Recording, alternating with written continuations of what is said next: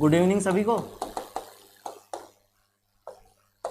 Organic chemistry, उसमें जो chapter आपको बताना है ऑर्गेनोमेटेलिक कंपाउंड्स।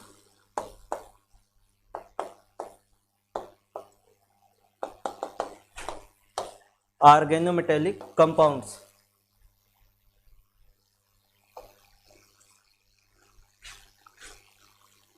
जुड़ जाओ जल्दी से सब लोग।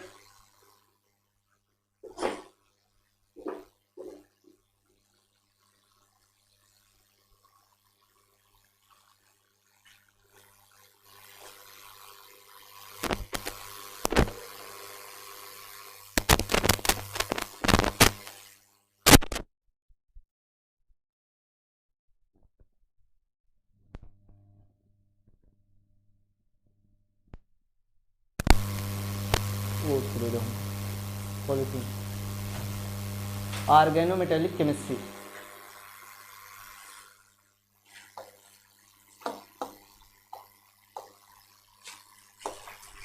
ऑर्गेनो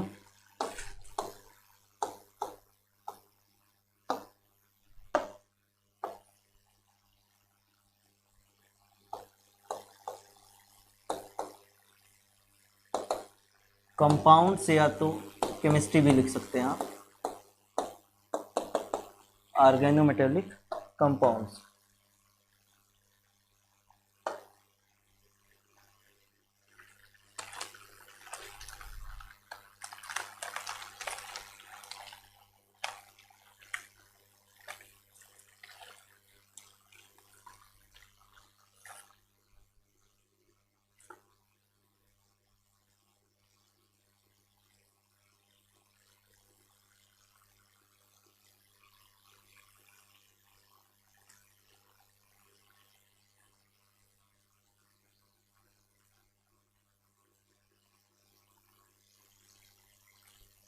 देखिए इसमें जो दो रिएजेंट आपको यहाँ पे पढ़ने के लिए हैं, पहला जो है एल्किल मैग्नीशियम हैलाइड, जो दूसरा है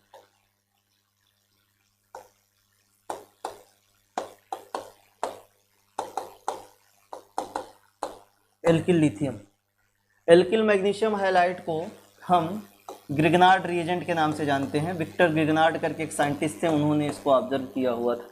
ग्रिगनार्ड रिएजेंट, इसका जो कॉमन फार्मूला होता है वो RMgX होता है। यक्स में भी जो है वो R जो है वो एल्किल ग्रुप, Mg और फिर उसके बाद में ये Br। तो X में भी ब्रोमीन जो है वो कॉमनली यूज किया जाता है। ठीक, तो ये जो RMgX है वो पूरा ग्रुप ऑफ रिएजेंट होता है, जिसे हम क्या बोलते हैं कि ग्रिगनार्ड रिएजेंट के नाम से जानते हैं। तो ये X में स्पेशली ब्रोमीन को लिया जाता है, आयोडीन इसलिए नहीं लिया जाता है क्योंकि इसकी साइज बहुत बड़ी होती है, और क्लोरीन और फ्लोरीन इसलिए नहीं लिया जाता है क्योंकि इनकी इलेक्ट्रोनेगेटिविटी कंपैरेटिवली ना किसके, आपका ब्रोमीन के कंपैरेटिवली जो है वो ज़्यादा होती है, इसीलिए जो प्रोडक्ट की यील्ड हमें मिलती है वो ब्रोमीन लेने पर ज़्यादा मिलती है। ठीक, अगला जो है एल्किल लिथियम, कहने का मतलब RLi, R की जगह पे सिंपली आप जो है क्या लिखेंगे CH3 लिखेंगे। तो ये इस तरीके से जो है ये दो रिएजेंट आपको पढ़ने के लिए है।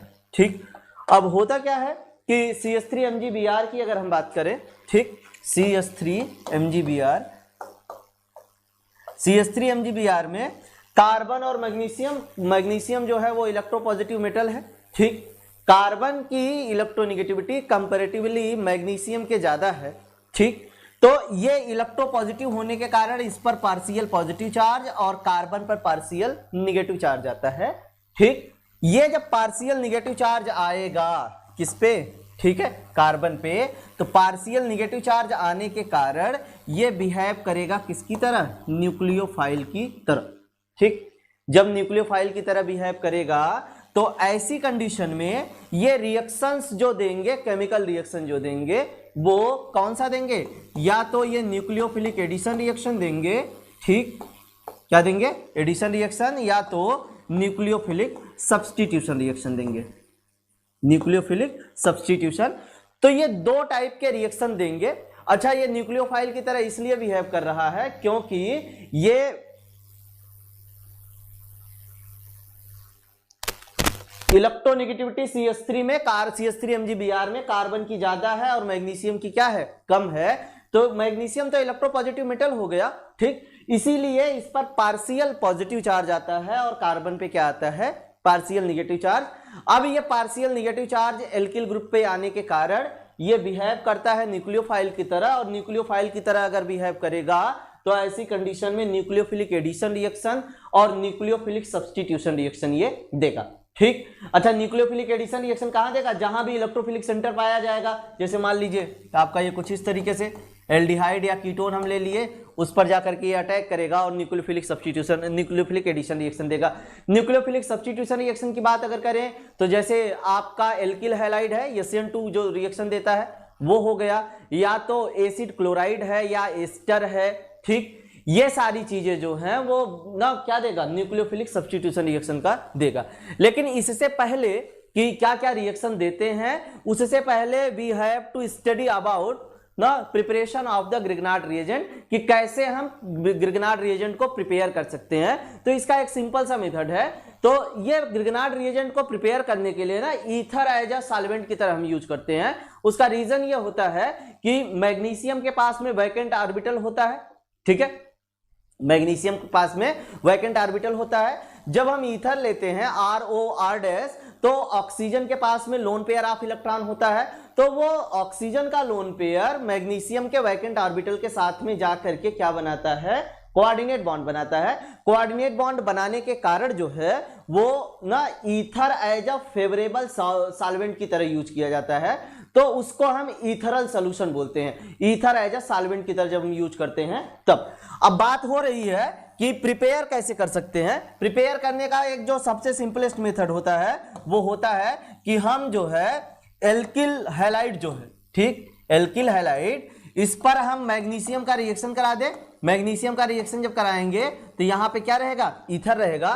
तो ये ना मैग्नीशियम जाकर के इंसर्ट हो जाता है in between the alkyl and halide, ठीक। तो ये क्या बन जाता है हमारा, RMgX बन जाता है। ये जो है ये सबसे सिंपलेस्ट मेथड होता है ग्रिग्नार्ड रिएजेंट को बनाने के लिए। ये ग्रिग्नार्ड रिएजेंट का प्रिपरेशन हो गया। ग्रिग्नार्ड रिएजेंट के प्रिपरेशन में ये जो है ईथर इसलिए हम यूज करते हैं क्योंकि जा करके वो उससे डेटिव बॉन्ड बनाता है, ठीक है। ये कुछ इस तरीके से RMg, फिर उसके बाद में ये X, ठीक। आप जानते हैं मैग्नीशियम में क्या होता है कि आप जब जाएंगे तो 1s2 2s2 2p6, फिर उसके बाद में 3s2 3p वाला पूरा खाली रहता है, ठीक। 3p वाला जब खाली रहेगा तो ऐसी कंडीशन में क्या होगा कि एक RORX की बात अगर करें तो ये कुछ इस तरीके से यहां पे आकर के डेटिव बॉन्ड बनाएंगे। ऐसे ही ROR' की बात करेंगे तो यहां पे, अब चूंकि सॉल्वेंट लिए है ना, ठीक, सॉल्वेंट लिए हैं, तो सॉल्वेंट ऐसा नहीं है कि 1 मोल यूज किया जा रहा है, 2 मोल यूज किया जा रहा है, 3 मोल। ये सॉल्वेंट जो है हमारा मिलीलीटर में होता है, ठीक। जैसे आप वाटर लेते हैं तो ऐसा नहीं कि 1 मोल ले रहे हैं, वाटर को आप लिक्विड की तरह यूज कर रहे हैं तो उसमें कई मोल होंगे, वो रिएक्शन में जितना रिक्वायर्ड होगा वो उतना यूटिलाइज करेगा।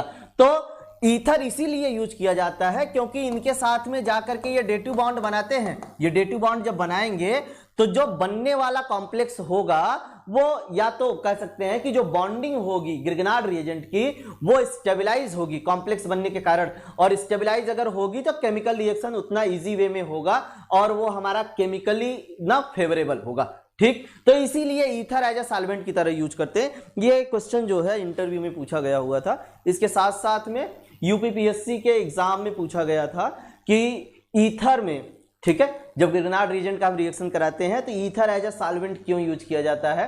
तो ether as a solvent use किया जाता है, उसी में ये ऑप्शन बना के दिया था कि which type of bond form in between the Grignard reagent and ether molecule.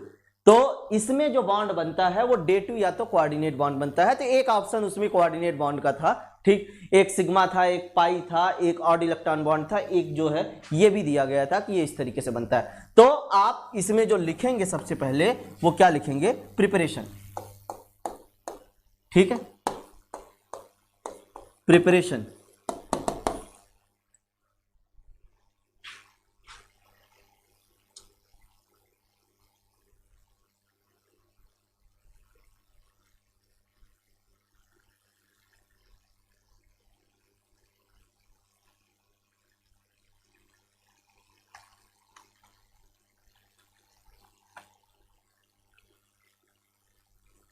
एक पॉइंट करके लिखिएगा, लिखाया जाए, बोलिए।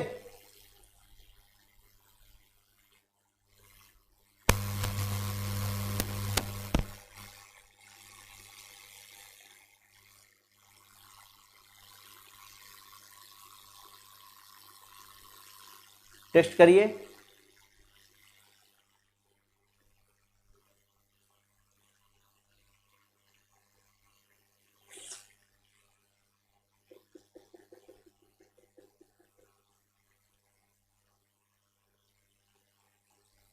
प्रिपरेशन पहले कोई हेडिंग नहीं है, आपको एक पॉइंट करके लिखना है प्रिपरेशन में, चैप्टर का नाम है बस, और कुछ नहीं। लिखिएगा, organomagnesium halides were discovered by organomagnesium halides were discovered by a French chemist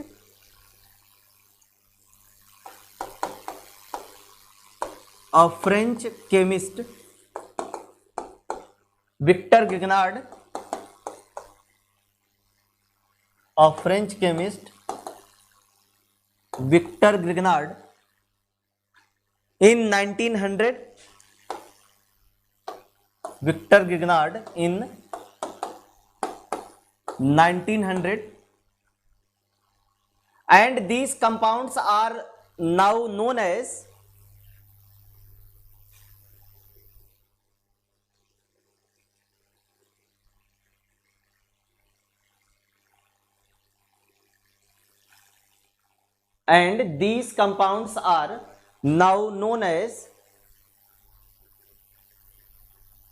known as Grignard reagents. Grignard reagents. अगला पॉइंट है,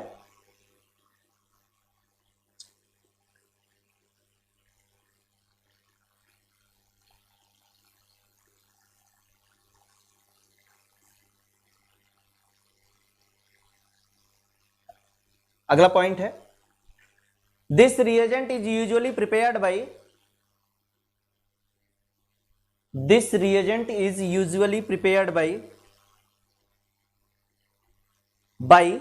action of organic halide and magnesium metal. This reagent is usually prepared by the action of organic halide and magnesium metal in an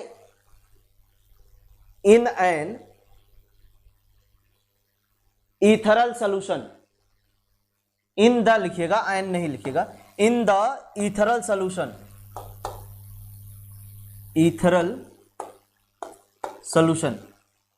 in the ethereal solution.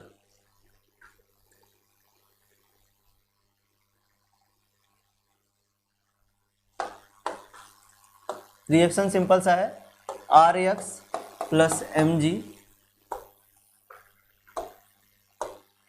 Ether heat किया गया है,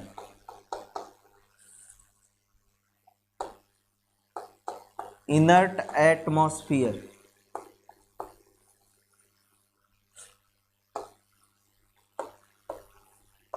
RMgX।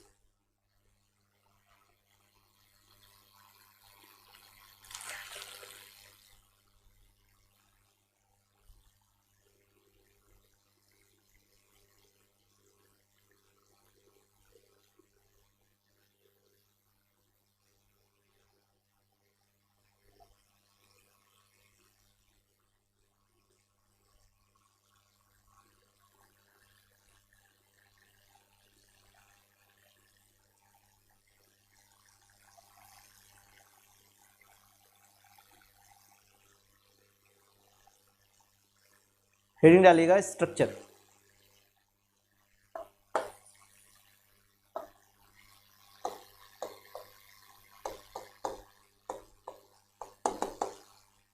Structure थोड़ा सा लिखना है इसमें, वो जो डेटिव बॉन्ड वगैरह या कोऑर्डिनेट बॉन्ड के बारे में बताया था वही चीज। स्ट्रक्चर में लिखिएगा, the Grignard reagents are soluble in ether solvent. The Grignard reagents are soluble in ether solvent because the magnesium is coordinated to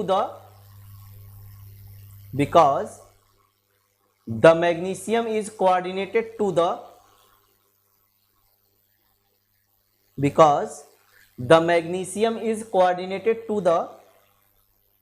ether oxygen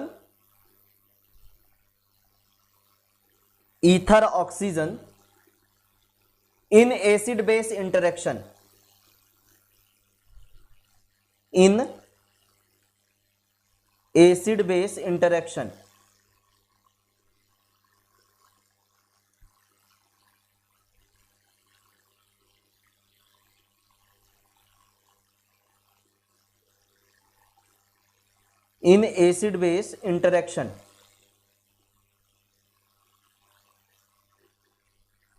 full point के बाद में इन dilute ether solution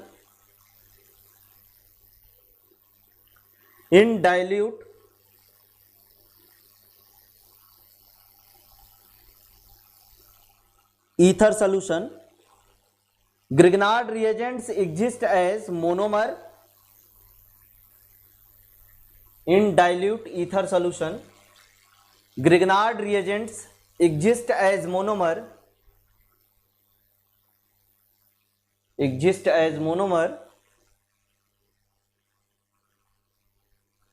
in which magnesium is coordinated to the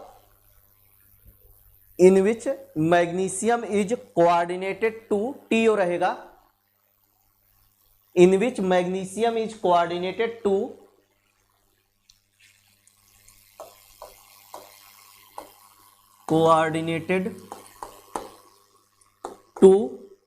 फिर उसके बाद में again to लिखना है, यहां पे TWO रहेगा, मतलब दो, coordinated to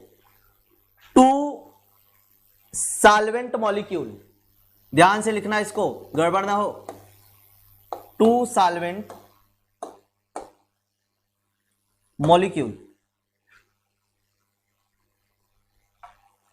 coordinated to solvent molecule. Structure भी बना लो, ये एक्सपेरिमेंटली देखा गया और पाया गया कि जब हम डाइल्यूट की बात करते हैं तब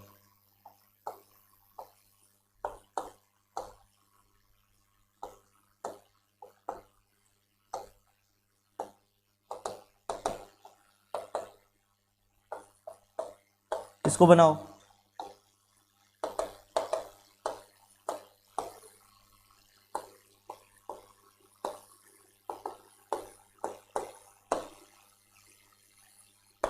कोऑर्डिनेट बॉन्ड,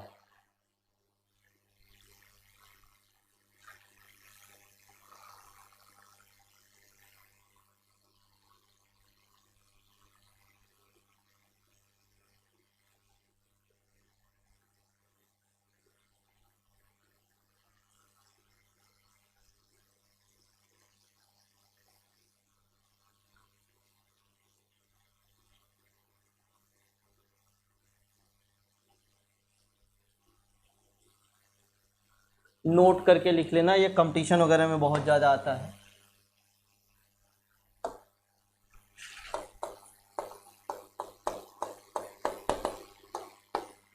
नोट लिखिएगा, एन इक्विलिब्रियम एग्जिस्ट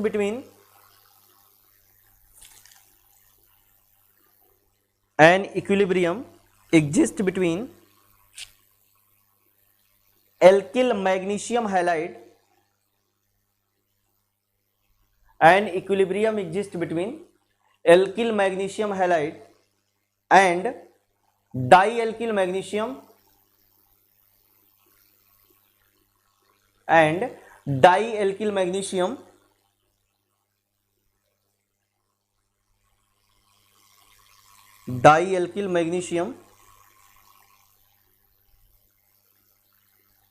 कॉमा देकर के लिखो, दिस इक्विलिब्रियम इज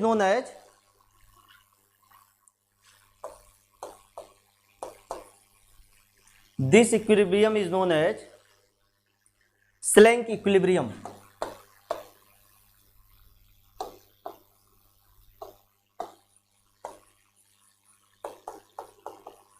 स्लेंक इक्विलिब्रियम,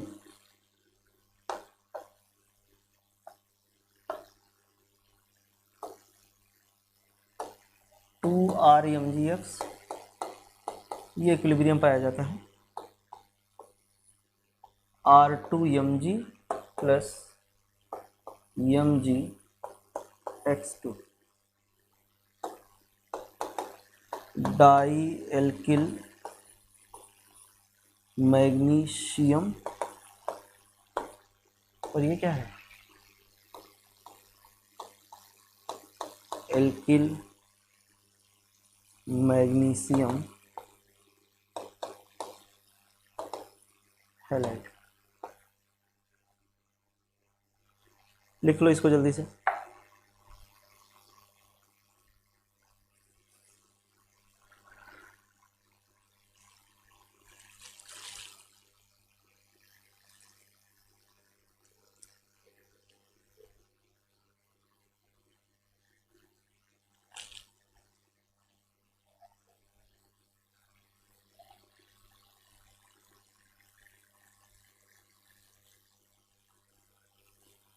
बन जाए तो टेक्स्ट करो।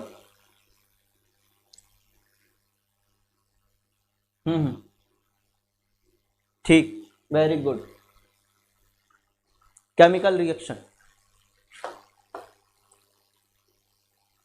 साइंटिस्ट है स्लेंग, तो इसमें ये पूछा जाता है कॉम्पिटिटिव एग्जाम्स में कि स्लेंग इक्विलिब्रियम पाया कहाँ जाता है, या तो ये पूछ देगा कि इन स्लेंग इक्विलिब्रियम, आगे करके ये केमिकल रिएक्शन दे देगा कि आपका alkyl magnesium halide that is Grignard reagent के 2 मोल लिए जाते हैं, तो एल्किल मैग्नीशियम हैलाइड और डाई एल्किल मैग्नीशियम के बीच में इक्विलिब्रियम पाया जाता है। ठीक, तो ये आप ध्यान में रखे रहो, कंपटीशन वगैरह में पूछता है, आप क्या एकेडमिक में नहीं पूछेगा। केमिकल रिएक्शन, इसमें डैश दे करके न्यूक्लियोफिलिक एडिशन रिएक्शन, डैश दे करके again with aldehyde and ketones,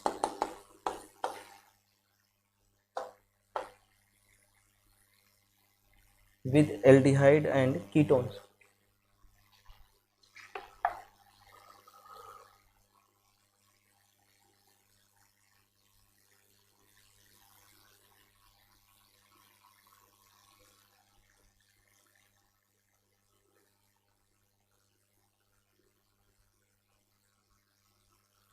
इसमें लिखिएगा, थोड़ा सा एक लाइन है, लिखिएगा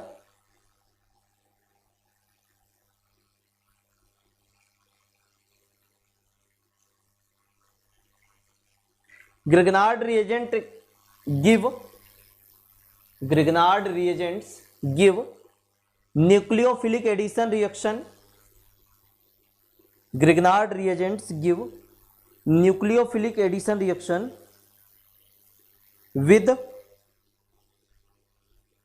aldehyde and ketone, with aldehyde and ketone,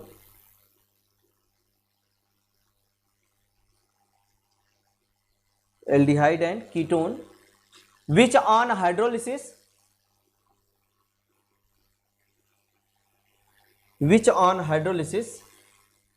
give corresponding alcohol, which on hydrolysis give corresponding alcohol।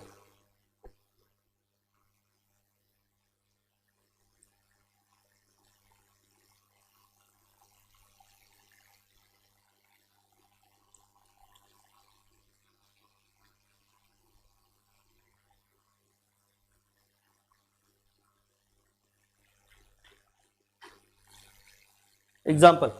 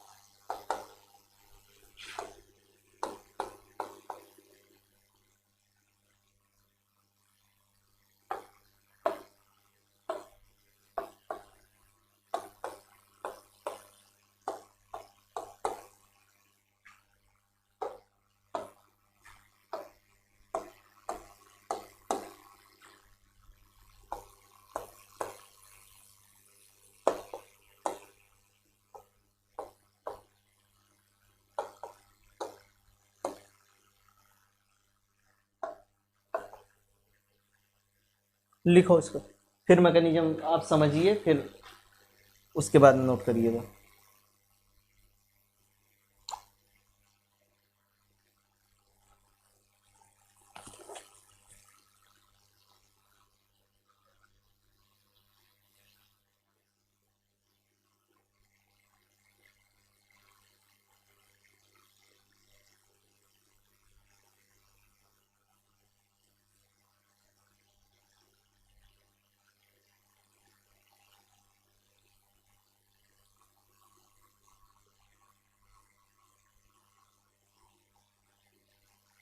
Mechanism,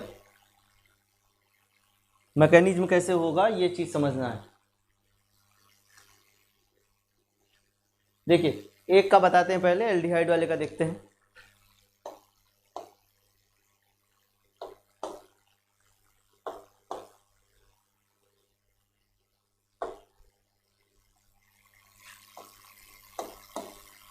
heading डाल दीजिएगा।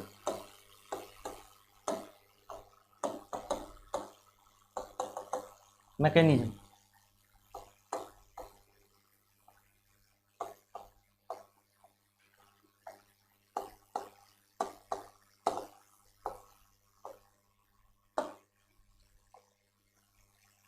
Partial negative, partial positive, electrophilic centre पे अटैक किया, RCO minus MgBr plus HCS3,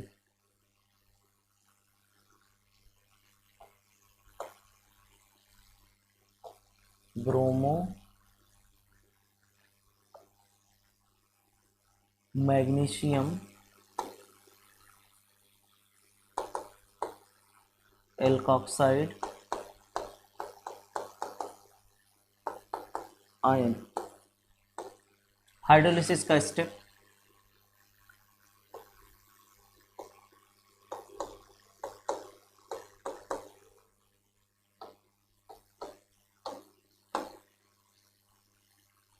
कोई भी एक bond तोड़ दो,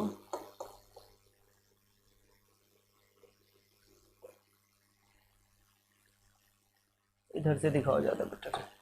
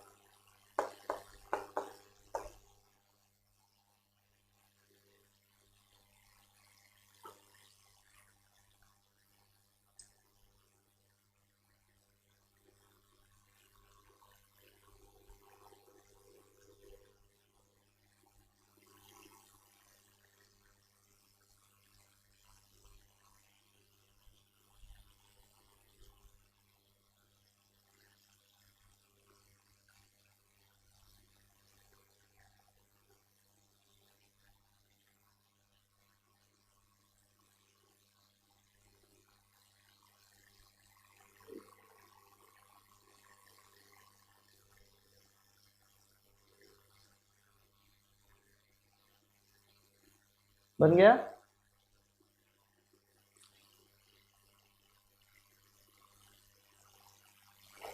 बन जाए तो बताओ, फिर समझाए।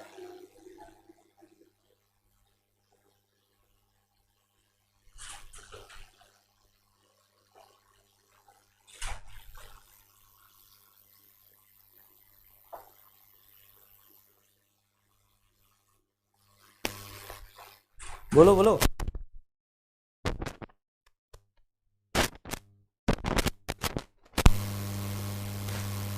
बन गया? चलिए देखिए, देखिए है क्या, फिर से एक बार ध्यान से समझो। ये चीज समझ जाओगे ना न्यूक्लियोफिलिक एडिशन या न्यूक्लियोफिलिक सब्स्टिट्यूशन रिएक्शन पूरे के पूरे चैप्टर का जो है केमिकल रिएक्शन आप बेटर तरीके से समझ जाओगे। ठीक, जैसे फिर से एक बार ध्यान दो, ये हमारा एल्किल मैग्नीशियम हैलाइड या एल्किल मैग्नीशियम ब्रोमाइड, मैग्नीशियम और कॉपर के भी कार्बन के बीच में जो बॉन्ड बना है, मैग्नीशियम की इलेक्ट्रोपॉजिटिविटी के कारण इस पे पार्शियल पॉजिटिव, और कार्बन ना मैग्नीशियम के कंपैरेटिवली क्या है, हाईली इलेक्ट्रोनेगेटिव है, लेकिन इतना ज्यादा इलेक्ट्रोनेगेटिविटी नहीं है कि वो उस पर कंप्लीट नेगेटिव चार्ज और पॉजिटिव चार्ज जो है वो डेवलप हो पाए, तो इसीलिए पार्शियल के तौर पे आता है।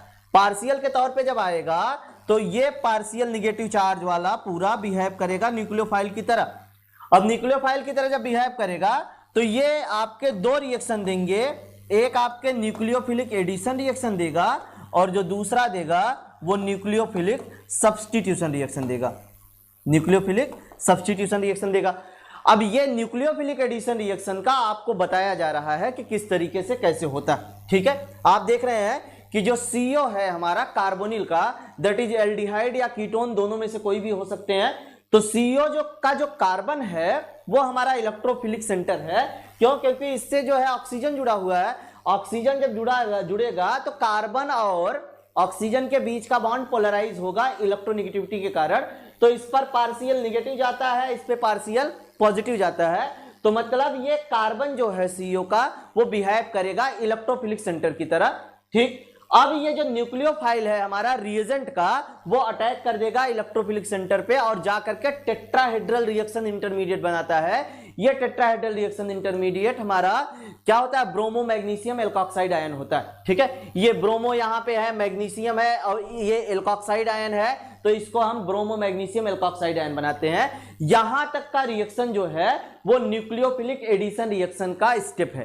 ठीक, फिर उसके बाद में क्या है, हाइड्रोलिसिस की प्रोसेस हम करते हैं। हाइड्रोलिसिस जब भी दिखाना होता है तो हाइड्रोलिसिस को ये इतने तरीकों से दिखाया जा सकता है। चाहे तो आप हाइड्रोलिसिस को ये H2O ऑब्लिक H+ लिख दीजिए, या तो आप H3O+ लिख दीजिए, या तो केवल आप H+ भी लिखेंगे।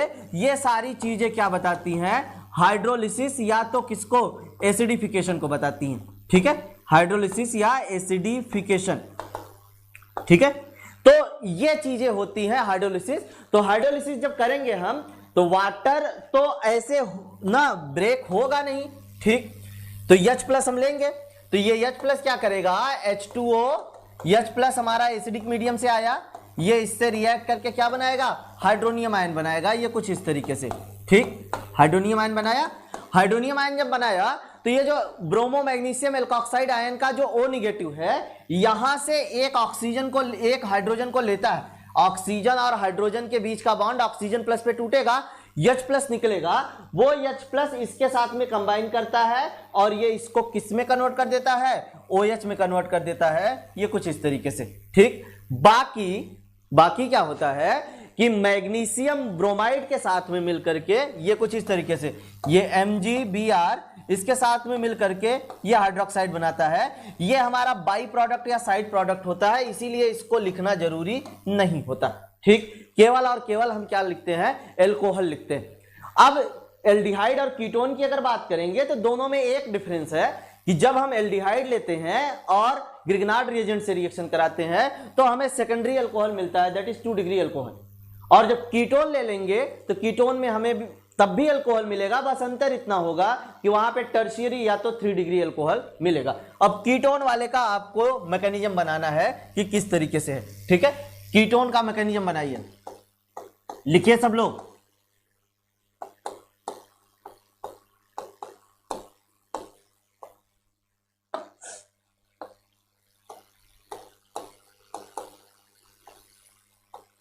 बनाओ मैकेनिज्म कीटोन वाले का।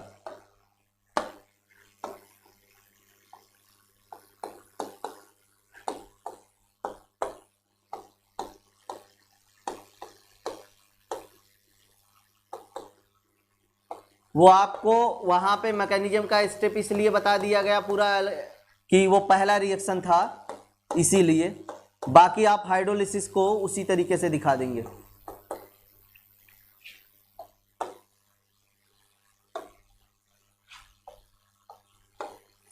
Tertiary alcohol, tertiary alcohol. बना लो जल्दी से।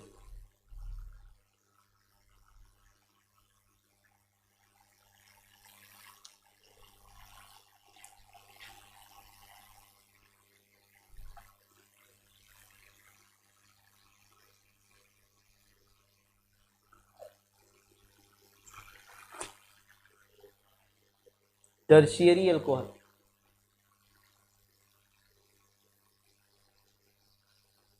जल्दी से बना के टेस्ट करो।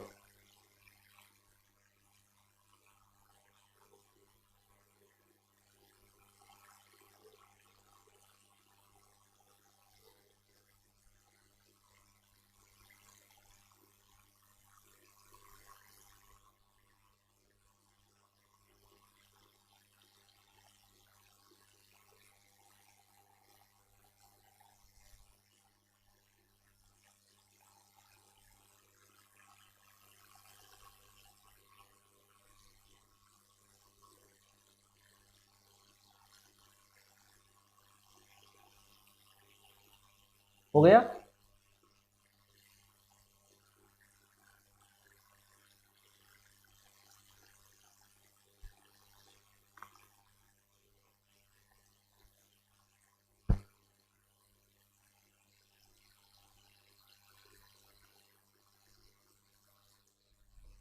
एक और बनाओ प्रॉब्लम।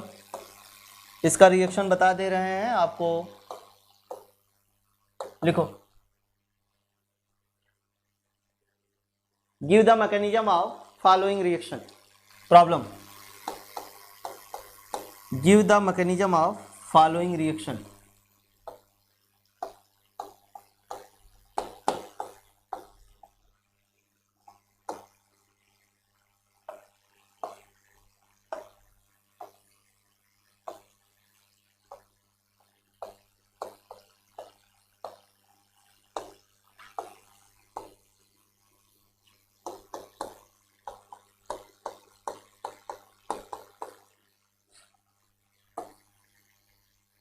नहीं, CH3 लिया गया है।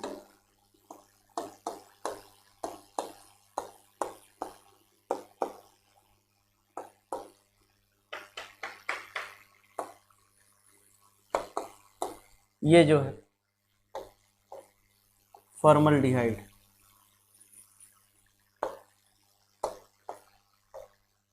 फॉर्मल्डिहाइड, इसका मैकेनिज्म आपने ड्रा करना है।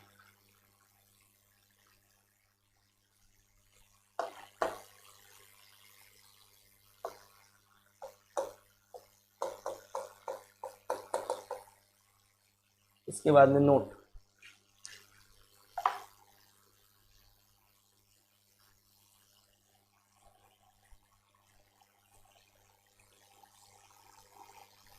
लिखो जल्दी से।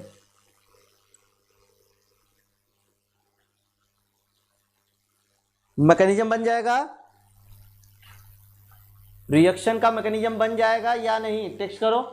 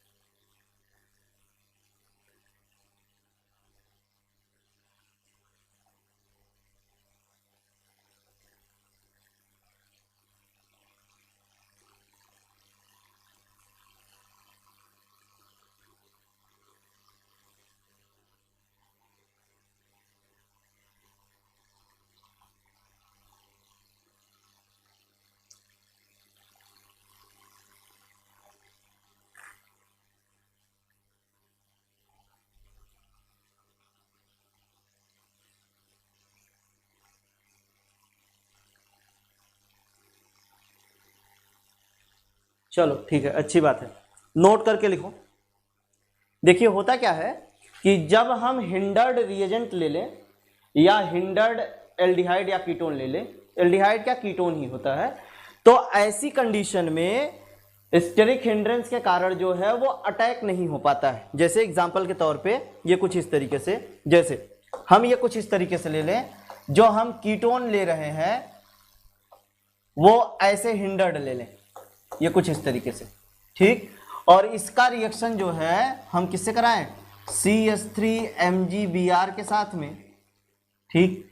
और यहां पे दूसरा जो है वो H3O+ के साथ में, तो यहां पे हमारा क्या होगा, नो रिएक्शन होगा, ठीक। नो रिएक्शन इसीलिए क्योंकि ये स्टेरिक हिंड्रेंस होता है। स्टेरिक हिंड्रेंस के कारण जो है ये न्यूक्लियोफाइल जो कि हमारा ग्रिग्नार्ड रीजेंट का है वो इलेक्ट्रोफिलिक सेंटर पे, दैट इज कार्बोनिल कार्बन पे अटैक नहीं कर पाता है। दूसरा ऑप्शन ये है ना, दूसरा, ये तो पहली बात थी, दूसरा कि अगर हम इसको इस तरीके से ही रखें, ठीक है, नॉर्मल रखें, और इसके साथ साथ में अगर आप ये सोचें कि यहां पर हम कुछ इस तरीके से रिएजेंट को हिंडर्ड कर दें, ठीक है, रिएजेंट को हिंडर्ड कर दें, तो ऐसी कंडीशन में भी जो है वो केमिकल रिएक्शन नहीं हो पाएगा। इसका रीजन यही है केमिकल रिएक्शन ना होने पाने का, ठीक। रीजन क्या है, रीजन यही है कि ये स्टेरिकली हिंडर्ड होने के कारण ना अटैक नहीं कर पाते हैं, ना स्टेरिक हिंड्रेंस क्रिएट करता है, ठीक। तो यहां भी जो है वो हमारा क्या होगा, नो रिएक्शन होगा, ठीक। तो नोट में आपको यही लिखाना है कि यदि रिएजेंट हिंडर्ड हो, ग्रिग्नार्ड रिएजेंट हिंडर्ड हो, या तो रिएक्टेंट हमारा हिंडर्ड हो, या दोनों हमारे हिंडर्ड हो, ऐसी कंडीशन में chemical reaction that is nucleophilic addition reaction नहीं पाया जाता है, ठीक है। और इसका रीजन यही है कि स्टेरिक फैक्टर या तो स्टेरिक हिंड्रेंस के कारण न्यूक्लियोफाइल अटैक नहीं कर पाता है इलेक्ट्रोफिलिक सेंटर पर, ठीक है। लिखो इसको,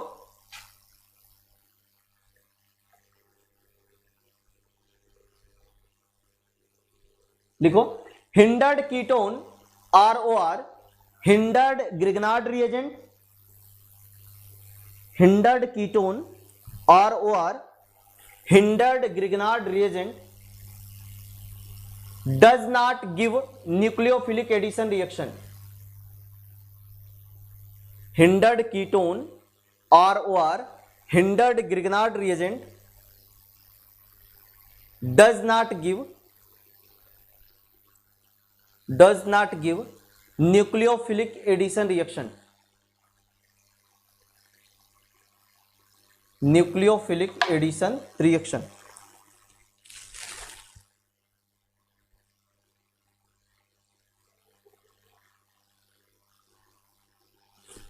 ठीक है।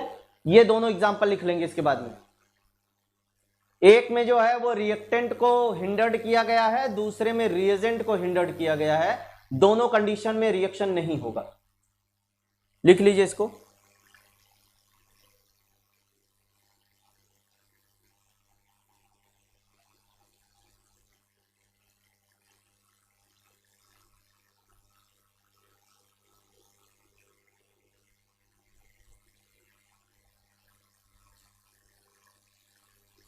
बनाइए इसको।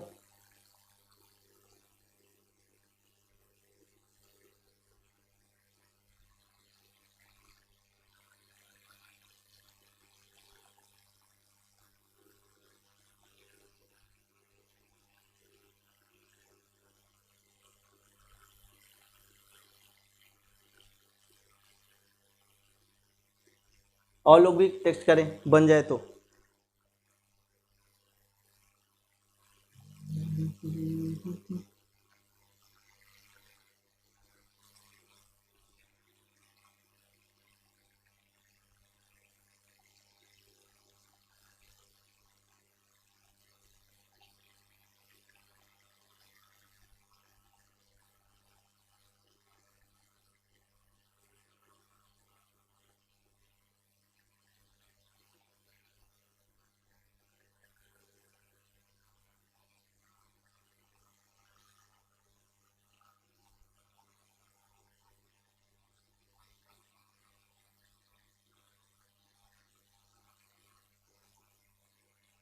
हो गया, ठीक है, वेरी गुड।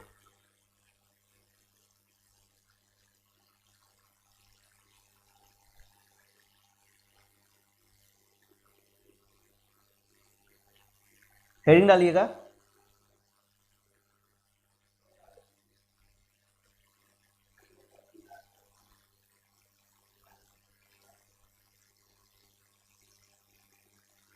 हेडिंग डालिएगा, reaction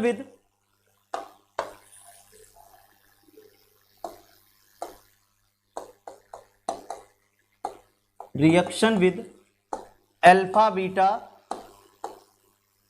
unsaturated reaction with alpha beta unsaturated aldehyde and ketone।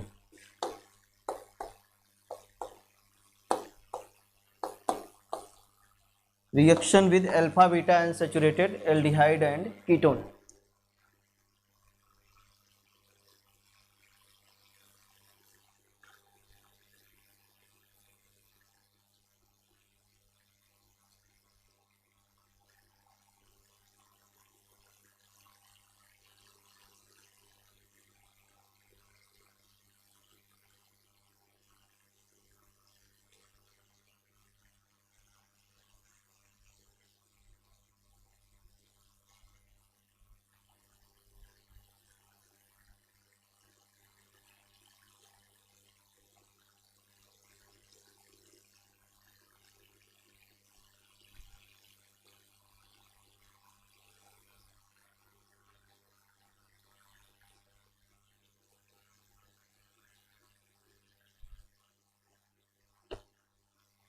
लिख लीजिए इसके बारे में थोड़ा सा। Grignard reagents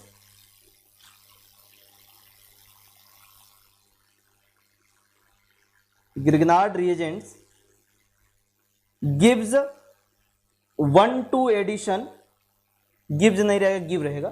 Grignard reagents give 1,2 addition product, ऐसे लिखेंगे 1,2 addition product with in bracket direct addition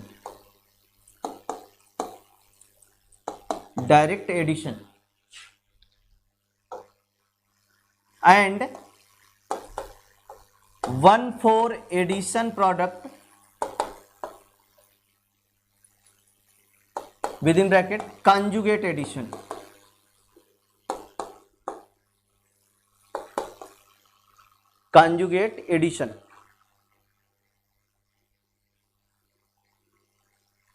Grignard reagent give 1,2 addition product and 1,4 addition product with alpha beta unsaturated carbonyl compound, with alpha beta unsaturated carbonyl compound।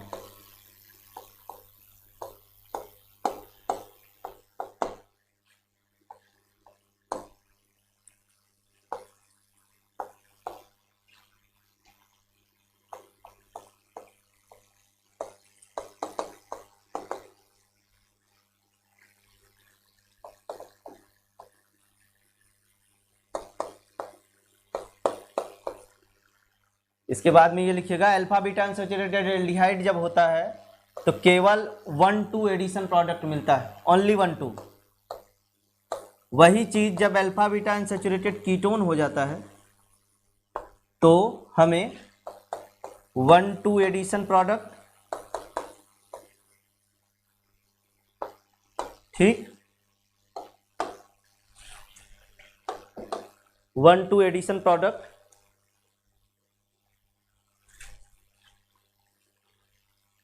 Approximately 29% ये minor होता है, और इसके साथ साथ में 1,4 एडिशन प्रोडक्ट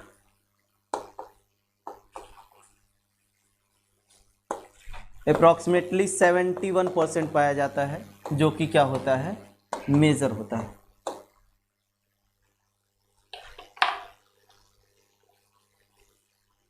इसको note कर लो, इसके बारे में जो है कल डिस्कशन होगा जिस तरीके से।